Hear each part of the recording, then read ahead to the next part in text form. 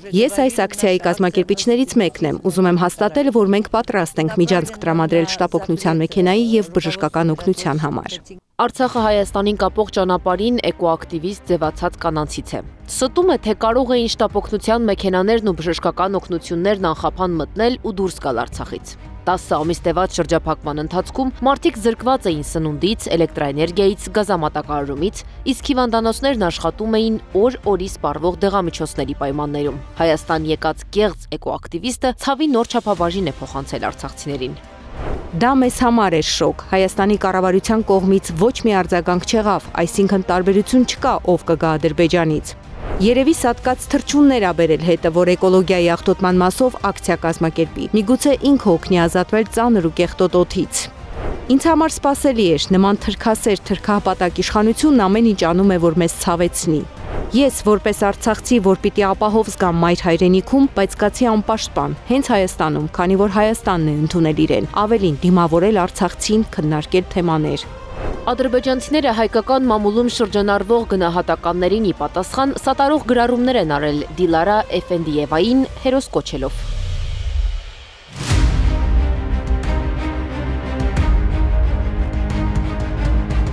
Երկու տարի անց կեղծ էկոակտիվիստն ադրբեջանցի գործընկերների հետ Հայաստանում է։ Նրա և մյուս ադրբեջանցիների հետ քննարկել են խաղաղ գործընթացի հեռանկարները, հումանիտար հարցերը, տնտեսական գործակցության հնարավորություններն ու վստահության ամրապնդման ուղիները։ Հանդիպմանը ներկա Բորիս Նավասարդյանի խոսքով ծանոթ են այդ կնոջ գործունեությանը, որին Երևանի մամուլի ակումբի հրապարակումներով անդրադարձել են բազմիցս։ Մենք ընկալում ենք ադրբեջանական խմբի կազմը այնպես, որ դա այն մարդիկ են, որոնց միջոցով կարելի է ինչ-որ օրենքներ փոխանցել Ադրբեջանի իշխանություններին, եւ եթե համարվել է, որ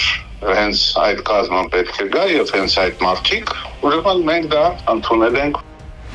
Կարևոր է համարում նման հանդիպումները Նավասարդյանը։ Կարող են ուղերձներ փոխանցել Բաքվին։ Մեզ համար այն է, որ այն ինչ մենք խոսել ենք, հնարավորինս համարժեքորեն եւ լսելի ձևով փոխանցվի ադրբեջանական պաշտոնական կառույցներին։ Ադրբեջանական և հայկական կողմի հետ հանդիպմանը մասնակցել են նաև Արեգ Քոչինյանը, Նաիրա Սուլթանյանը, Նարեկ Մինասյանն ու Սամվել Մելիքսեթյանը։ Ադրբեջանական կողմից Ֆարհադ Մամեդովը, Ռուսիվ Հոսեյնովը, Ռամիլ Իսքանդերլին, Քամալա Մահմեդովան և Դիլարա Էֆենդիևան։ Նրանք հանդիպել են նաև Հայաստանի անվտանգության խորհրդի քարտուղար Արմեն Գրիգորյանի հետ և հաստատել պատրաստակամություն շարունակելու համատեղ նախաձեռնություններն ուղղված տարածաշրջանային կայուն խաղաղության հաստատմանը։